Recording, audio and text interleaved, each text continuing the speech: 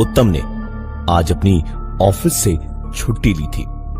दोपहर के वक्त खाना खाकर लॉबी में बैठा ही था जब घर की डोरबेल बजी। उठकर दरवाजा खोलने गया, तब तक पोस्टमैन ने चिट्ठी दरवाजे के नीचे से अंदर सरका दी थी। चिट्ठी उत्तम के पिताजी के नाम पर थी। उत्तम ने अपने पिताजी को आवाज लगाई तो वो नींद से उठकर बाहर आए। उन्होंने पूछा कि क्या बात है, तो पता चला कि उनके नाम पर चिट्ठी आई है कोई। सीढ़ियों पे आंखें मलते हुए नीचे की तरफ जब वो आने लगे तो 3 सीढ़ियां उतरते ही उनका पैर फिसला और पूरी तरह से लुढ़कते हुए नीचे टकराकर गिरे। उत्तम का मुंह खुला का खुला रह गया। दौड़ता हुआ पिताजी को उठाने गया तो देखा उनके सर में गहरी चोटें लगी थी और वो बेहोश हो गए थे। शायद कुछ हड्डियों में भी फ्रैक्चर था। पूरे घर में कुछ ही पलों में हड़कंप मच गया। इमरजेंसी में एम्बुलेंस बुलवाकर पिताजी को हॉस्पिटल ले जाया गया और उन्हें वहां एडमिट कराया। पिताजी को काफी देर तक होश ही नहीं आया और शाम तक डॉक्टर ने बताया कि उत्तम के पिताजी कोमा में चले गए थे। मुश्किल तो हुई, लेकिन पिताजी के पास रुकने की परमिशन उत्तम को मिल गई थी। उधर घर पे बुरा हाल था, लेकिन उत्तम किसी तरह अकेले ही घर, हॉस्पिटल सब संभाले हुए था। रात का वक्त था।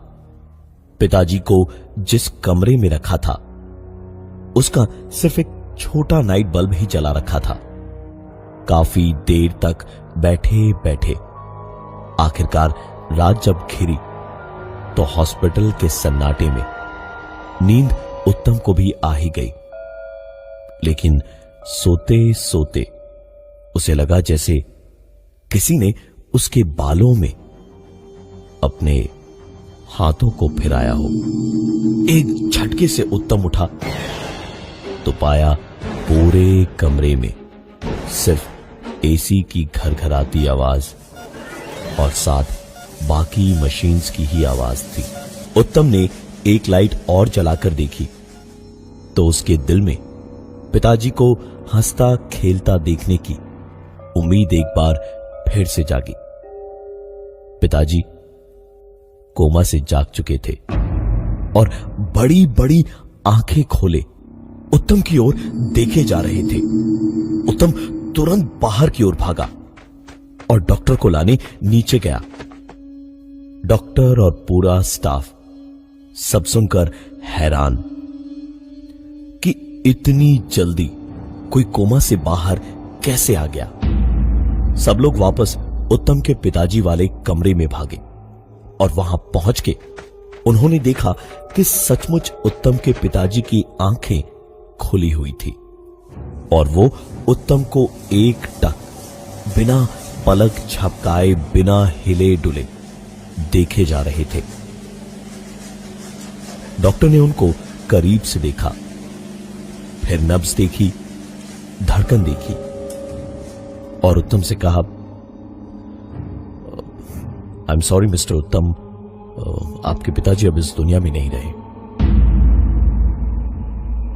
पूरा घर मातम में डूब चुका था। मां को संभालना उत्तम के लिए सबसे बड़ा काम था। घर पे उत्तम और उसकी बीवी ने सब कुछ संभाला और सारे रीति रिवाजों के साथ क्रियाकर्म करवाए। घर का सन्नाटा, सूनापन क्या होता है अब समझ आ रहा था। श्राद्ध का काम खत्म करके उत्तम कुछ देर सांस लेने बैठा तो करीब 3 बजे थे जब घर की डोरबेल बजी। दरवाजा खोलने गया तो उत्तम ने एक बार फिर से एक लिफाफा पाया और इस बार चिट्ठी उसके मां के नाम की थी। उत्तम ने लिफाफा उलट पलट कर दोनों तरफ देखा और मां को आवाज लगाई। मां नीचे आने को हुई तो पहली ही सीढ़ी पर कदम रखा होगा उन्होंने जब उत्तम के मुंह से एक आवाज निकली, नहीं नहीं नहीं नहीं, नहीं मां रुक जाओ, मैं ऊपर आता हूं। उत्तम की आंखों में वापस अपने पिताजी की तरह मां को खोने का डर आ गया था। वो खुद ही मां के पास चिट्ठी लेकर पहुंचा और उन्हें चिट्ठी दिखाई तो उन्होंने कह दिया कि वो बाद में देख लेंगी। अपने कमरे में जाकर उत्तम की मां कुछ देर रोई और फिर सोने चली गई। सब लोग काफी थके हुए थे, किसी ने भी कुछ खाया भी नहीं था। काफी रात बीती तो उत्तम पानी पीने उठा। पानी पीकर उत्तम बाथरूम में गया, लेकिन फ्लश चलाते ही तुरंत जोर जोर से खटखटाते हुए उत्तम की मां बाथरूम के बाहर से चिल्लाने लगी, उत्तम बेटा, दरवाजा खोल, जल्दी बाहर आ। उत्तम अनर्थ हो गया, उत्तम जल्दी बाहर आ। उत्तम हड़बड़ाया हुआ जल्दी बाथरूम से निकला तो जरूर, लेकिन बाहर मां नहीं थी। मां के कमरे की ओर देखा तो अभी भी लाइट ऑफ ही थी। उत्तम भागता हुआ उनके कमरे में पहुंचा तो बाहर से ही कुछ आवाजें उसे सुनाई दी। तुम भी ना मेरे बिना एक पल भी नहीं रह सकते अकेले, है ना? आती हूं। उत्तम ने लाइट जलाई तो उसकी आंखें फैलती चली गई। उसकी गर्दन से लेकर पीठ तक ऐसा लगा जैसे किसी ने बर्फ का पानी डाल दिया हो। उत्तम के सामने उसकी मां ड्रेसिंग टेबल के आगे खड़ी होकर उसके पिताजी का सूट पहनकर खड़ी थी और टाई बांधते बांधते हंसती हुई अपने आप को शीशे में देखते हुए खुद ही से बातें कर रही थी। उत्तम वहीं दरवाजे पर खड़े खड़े चीखा, मां क्या कर रही हो? पागल हो गई हो क्या मां? उसकी मां पलटी, मुस्कुराई और फिर अचानक चीखते हुए बोली, वो मुझे लेने आई है, वो मुझे लिए बिना नहीं जाएगी। तेरे पिताजी को ले गई, अब मेरी बारी है। वो देख तेरे पीछे खड़ी है। आ गई, वो आ गई। उन्होंने इतना कहा तो उत्तम उनकी तरफ उन्हें संभालने को आगे बढ़ा, लेकिन इतनी ही देर में उत्तम की मां भागती हुई उत्तम के पास से निकल के कमरे के बाहर जा चुकी थी। वो चीखती दौड़ती हुई कमरे के बाहर गलियारे से होती हुई सीढ़ियों पर से उतरने को दौड़ी तो उनका पैर फिसला।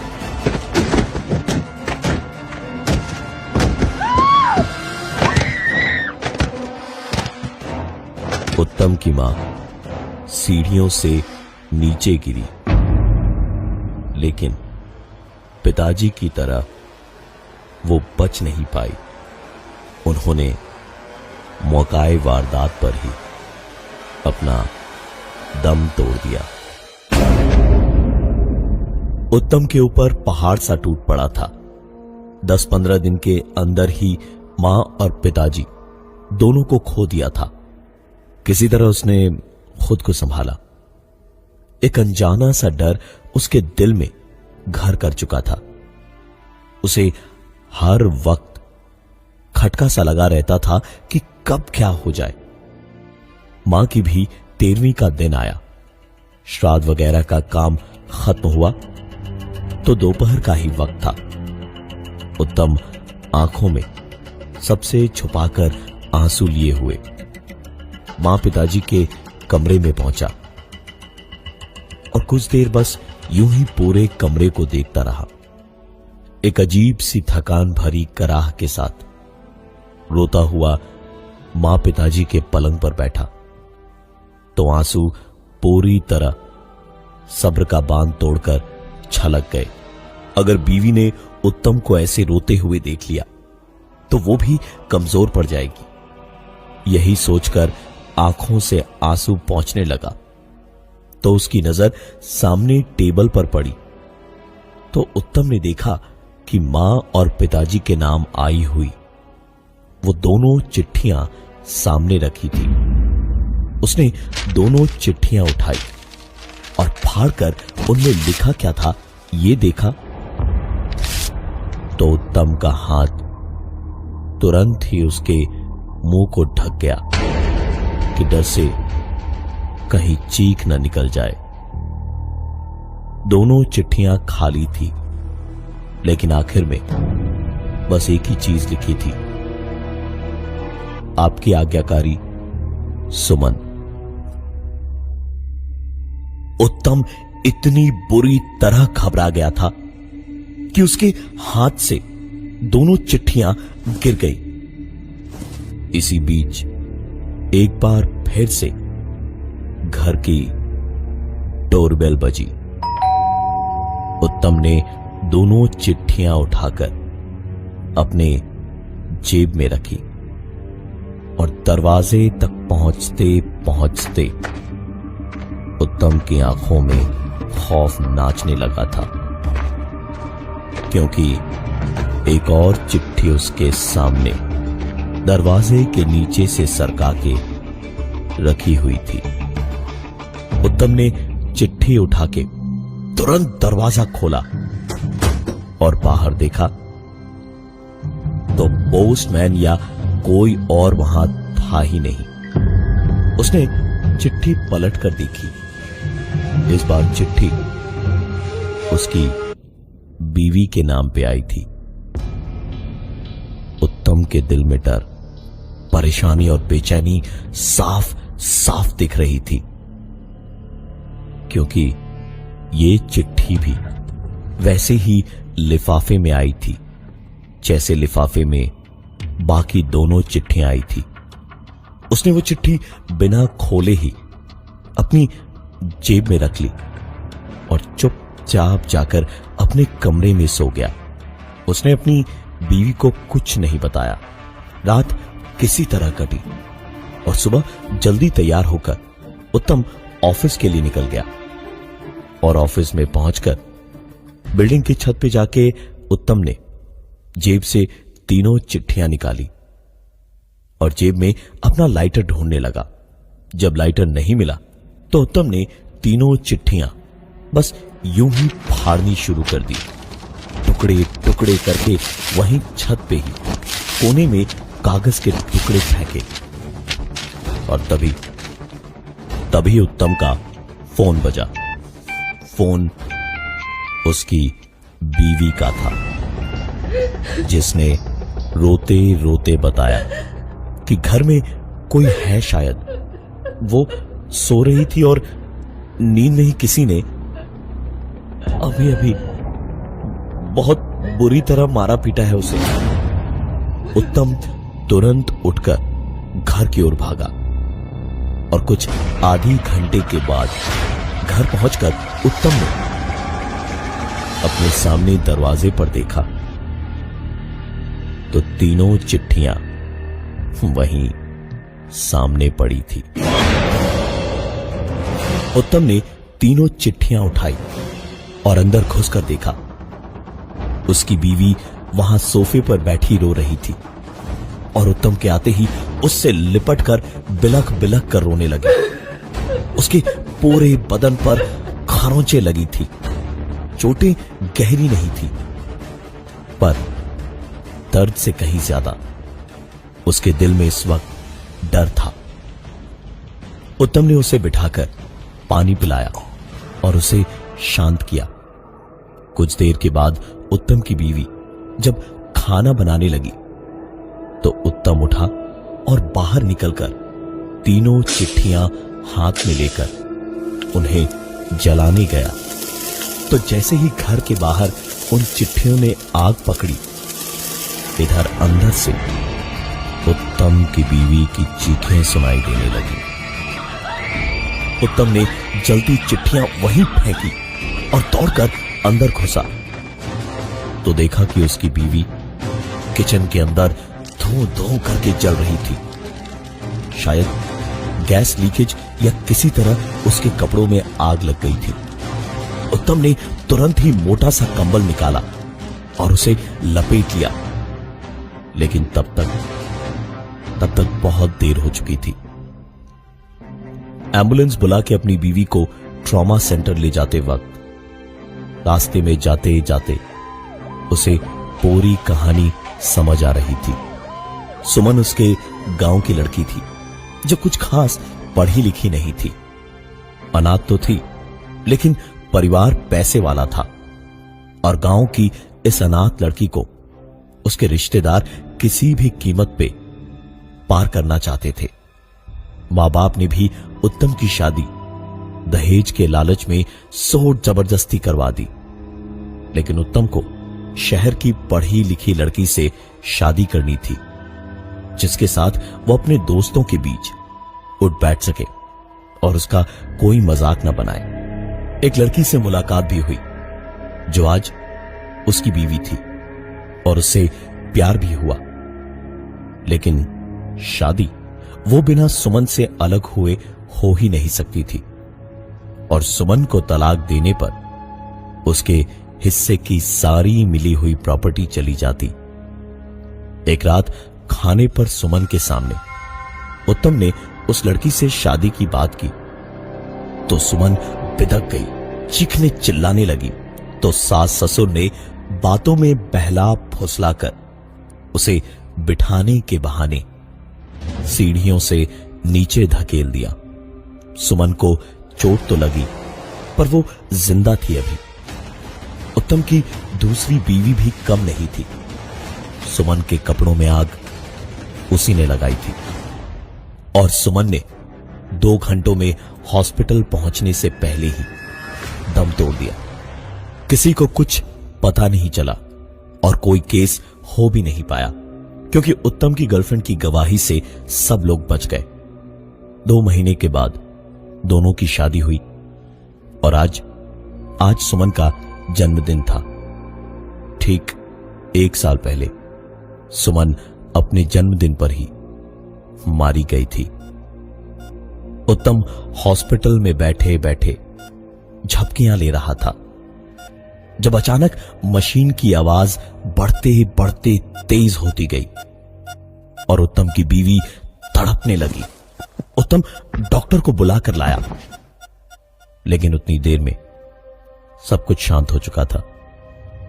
डॉक्टर ने उसकी बीवी की नब्ज देखी और कहा, शी इज नो मोर। उत्तम वहीं बैठा बैठा अपने सर पे हाथ रखे हुए था